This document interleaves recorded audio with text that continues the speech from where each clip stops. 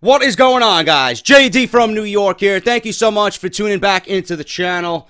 We got your NXT review and results for last night's show, May 17th, 2017. We are just 2 days away from what I am very excited for, and that is TakeOver Chicago. I am excited for that show in more ways than one.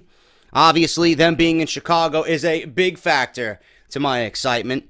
The Tag Team Championship match between the Authors of Pain and DIY is going to be the match of the night, in my honest opinion. And there's some speculation, some rumors going around in the wrestling world about Johnny Gargano and him getting new theme music. We'll talk about that as well today right here on the review.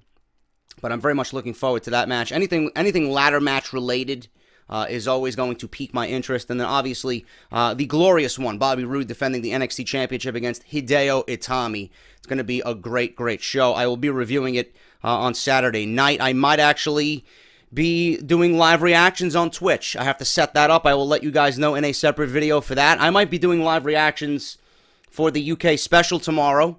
I might be doing it for TakeOver, and I might be doing it for Backlash. And that's going to be exclusively on Twitch. I don't want to take a chance and do it on YouTube because I am afraid of YouTube's copyright violations. I don't want to have any WWE audio kind of leaked into the video because I'm afraid that it might get flagged. Got to take proper steps, man. You got to take the cautious steps because, you know, clearly if anything happens to the channel, that is not a good thing. So I might move all that over to Twitch, build up the Twitch channel there, mix it in with some gaming. We'll see what happens, man. But I wanna set the groundwork for Twitch with some live reactions because so many of you guys have been asking me, JD, you should do live reactions. You should, do a live reaction because we want to see your reaction as it's happening live instead of, coming over to the review and getting your reaction then. So I'm gonna do the live reactions and then maybe do the review afterwards. So it's gonna be great, man. You guys get the best of both worlds. You get my reaction as it happens, and then you guys get my thoughts after the show is over. So it should work out okay. If you guys are interested in that, let me know. Obviously, if you guys want to follow me on Twitch, it is at the top of the layout, man. It's JD from New York on Twitch. So just go over to Twitch and follow me on there, man. So hopefully that will lead to a partnership over there, man. So we'll see what happens. But thank you guys so much for the support. I do want to shout out my good friend Grimm's Toy Show. First and foremost, he has a pay-per-view event today. I believe it starts at 5:30. 7 matches. War at the Warehouse, or War for the Warehouse. Grimm is, he's been very vocal about the YouTube adpocalypse, man, as has everybody. Yeah, everybody's been vocal about the fucking ad revenue on YouTube. People who are not on YouTube don't understand it. They always consider, the YouTubers greedy or this and that. Oh, you have a Patreon, blah, blah, blah. You shouldn't complain, blah, blah, blah. When Grimm's Toy Show tells Joe Cronin and I that he has videos that are doing 150,000 to 200,000 views and he's making $10 off of it, that's not good, bro. That's not good, okay? When Off the Script does 25,000 views and makes $8, that's not good, okay? That's not good at all. We're good at what we do. Grimm is good at what he does. JD is good at what he does. And you want to be compensated for it. You really do.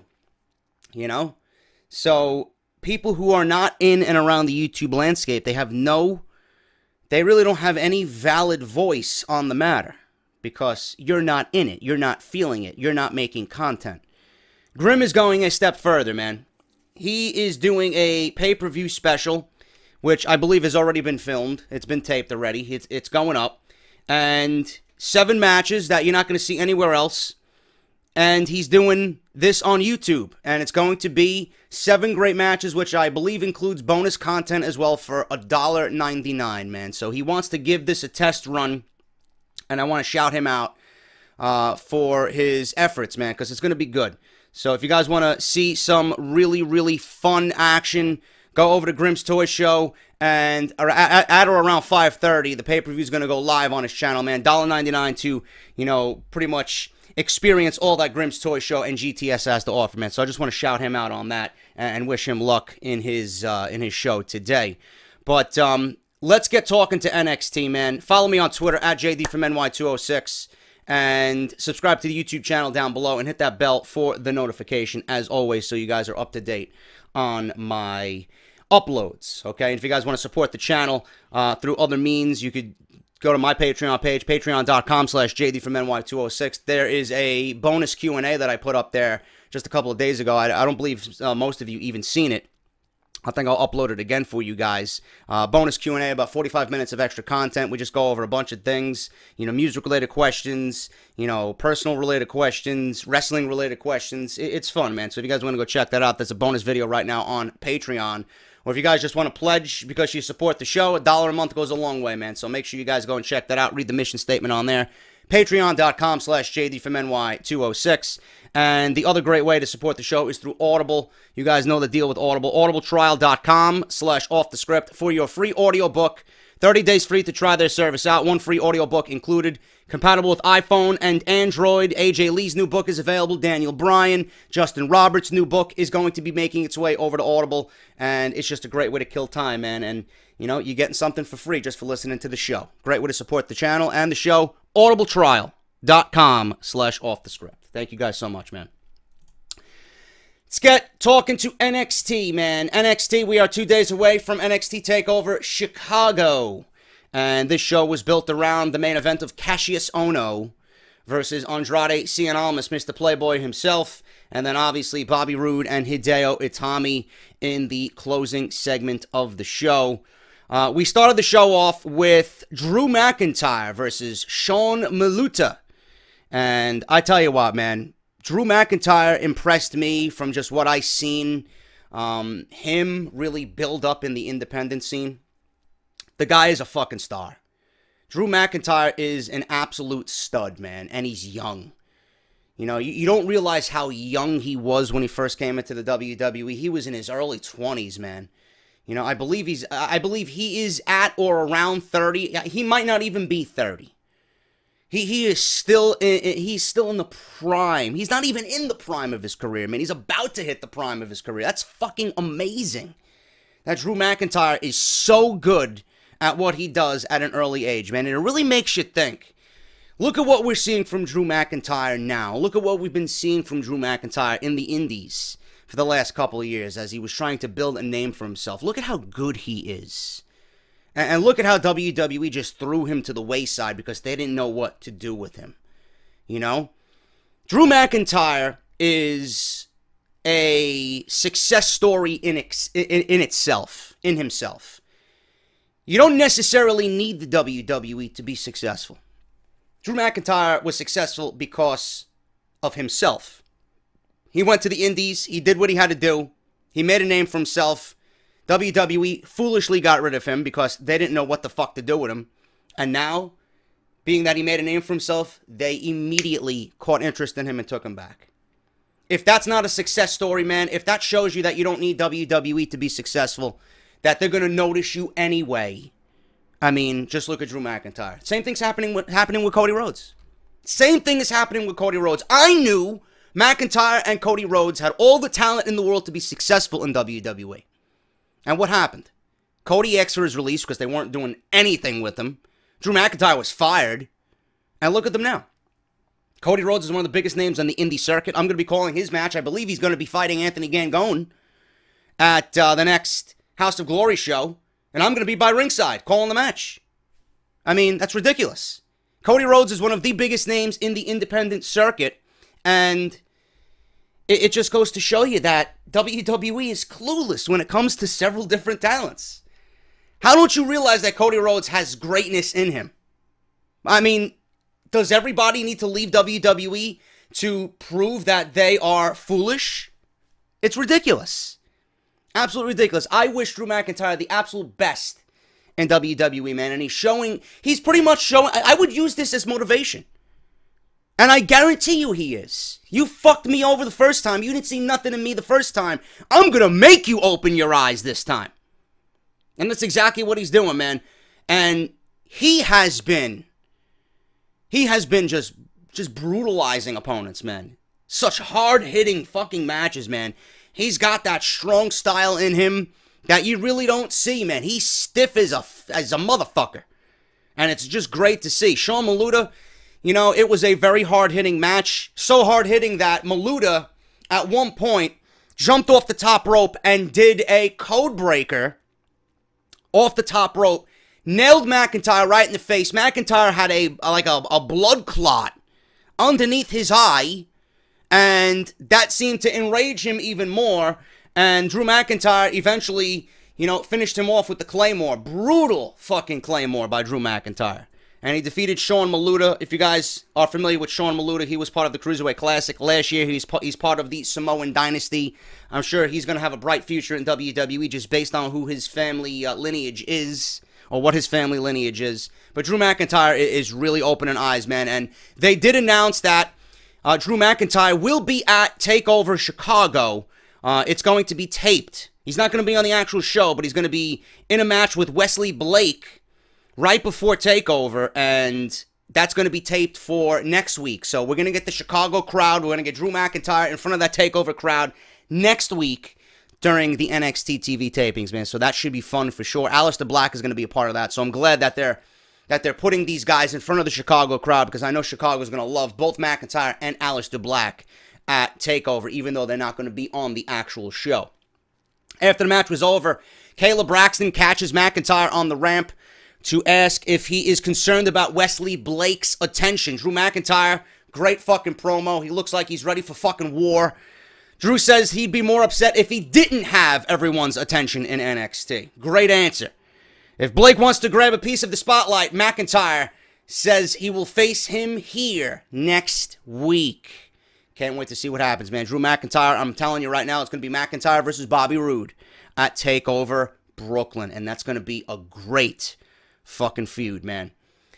We have Eric Young with Sanity. Now, you guys told me last week that Eric Young and Sanity attacked Roderick Strong after his match last week with Hideo Itami. I didn't see it because it wasn't on the actual show. It was filmed for a WWE.com exclusive, which I didn't see until this week. In fact, I didn't see it until I watched the show this week. But he was attacked by Sanity. Eric Young gave him that wheelbarrow neckbreaker. And there was a segment backstage where William Regal was asking Roderick Strong if he was okay. And Roddy, all he simply said was, "I want Sanity." So they did book it for TakeOver. It's going to be Roderick Strong versus Eric Young at TakeOver Chicago. Should be another great match. And I like the way that they're building up Roderick Strong, man. He's got some personality underneath him. We finally got a glimpse of who he is. And they're really showcasing him very nicely, man. That match with Hideo Itami last week was fucking great. And I think it's going to be a very hard-hitting match with Eric Young at TakeOver, man. I think the fans in Chicago are going to love that one. We have a teaser, again, for Patrick Clark, the Velveteen Dream. You know, you guys know how I feel about Patrick Clark, okay? But I will say this. If they can build him up, and if he can garner the heel heat that he's been getting in his previous stints on NXT, I think it might work. You know, I'm not all about the gimmick. You know, I don't know how this type of gimmick is going to get over. It's a mix between, to me, a modern-day Goldust and Disco Inferno. That's the way I see it. But the Velveteen Dream, we might be seeing him after TakeOver Chicago, man. I don't know. But more teasers are being shown for Patrick Clark. I'm not going to judge it until I see him in the ring. It's all about what we see in the ring. And if he's capable of giving us great matches and the gimmick can get over, I might be singing a different tune when I see him. But right now, you know, it's just nothing but teasers. And I did not really think highly of him from what I have already seen from Patrick Clark. But he is coming. The Velveteen Dream is coming to NXT. We have a ladies match here, women's match. Sonya Deville, who's got that UFC MMA shtick going on, versus Lacey Evans. I am not familiar with Lacey Evans. I've seen her a few times. All I know of her is that she was serving in the military, and now she's turned sports entertainer. I don't know anything about her background besides that. I don't know if she came from an independent promotion. I got to do some research on that, but she looked very good in the ring, man. She looked better than most of the women that we see come through NXT. Sonya Deville, she looks the part. Still a little green, rough around the edges, but she did win and beat Lacey Evans following a Shining Wizard for the 1, 2, 3. Lacey Evans had a very, very nice neck breaker She held her own in the ring. Sonya Deville, like I said, she's got that MMA shtick going on. She's got those quick jabs, that MMA style. So they really hyped both of these women up. And Tom Phillips mentioned that the women's tournament is going to be very, very interesting in the coming months on the WWE Network. So Sonya Deville defeated Lacey Evans with a Shining Wizard. We had Cassius Ohno defeat Andrade Cien Almas via pinfall. This was a very, very hard-hitting match. Again, I don't know what Cassius Ohno's gimmick is supposed to be. I know they call him the knockout artist, but he looks like a fucking bench player for the Orlando Magic. I mean, I don't know what his shtick is. I hate his theme. I hate his ring attire, but I love what he does in the ring. I just can't get behind his overall appearance, man. I just don't understand it. You know, it's a big takeaway for me, and I don't want to be nitpicky, but it's just a big takeaway for me. You know, what he's wearing to the ring. He doesn't look like a main event guy. He doesn't. You know, you look at anybody else on that roster. Andrade Cien Almas looks like more of a main event guy than Cassius Ohno. You look at Drew McIntyre, that's a main event guy. You look at Aleister Black, that's a main event guy. You look at fucking Bobby Roode, the quintessential main event guy. You look at Cassius Ohno, fucking dude's amazing in the ring. But you look at him, he's like, the fuck is this guy? This guy looks like a fucking bench player for a defunct basketball team, you know? Give me a break. But I'm not going to let that take away from how good he is in the ring. He's still very athletic for a man his size. Andrade Cien Almas is great. He really is. I'm really enjoying his work now more than ever. He is so good in the ring, and I honestly think Andrade has been on the receiving end of just shaft after shaft after shaft, man. It really.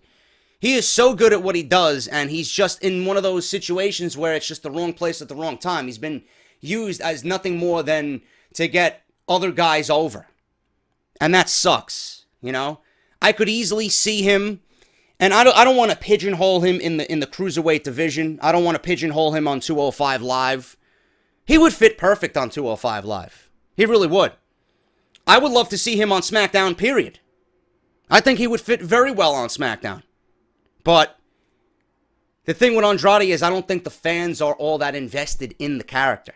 That's the thing, you know? And they're really playing up the fact that, you know, Andrade is out late at night. He's getting in at 4 or 5 o'clock in the morning. He's out with a different woman every night. He's this playboy, you know, party animal. He doesn't give a shit about anything else but his personal life and his love life. And, you know, he's great at what he does in the ring. But Tom Phillips made mention of him looking tired and, you know, him being out to the late hours of the morning and not really worried about what's happening in the ring. You know, so they got that whole storyline going on. But this was a very hard-hitting match, man. And I knew it would be. Cassius Ohno wins with 2 big, roaring elbows. And he pins Andrade Cien Almas in the main event of NXT TV this week. So, I don't know what Cassius Ohno is going to be doing at the show on TakeOver Saturday night. I don't think he's going to be on the show, period. Andrade's not going to be there. So we'll see what happens, man. That's 2 big talents that are not going to be on TakeOver. Which I guess is a good thing if you look at it. You know, NXT... You know, you look back maybe 6 months to a year, and they were struggling getting fucking TakeOver shows together. They were struggling finding talent to put on these shows. Now they have too much talent. Now they have all these up-and-coming guys that we want to see, and they got no room for them on TakeOver.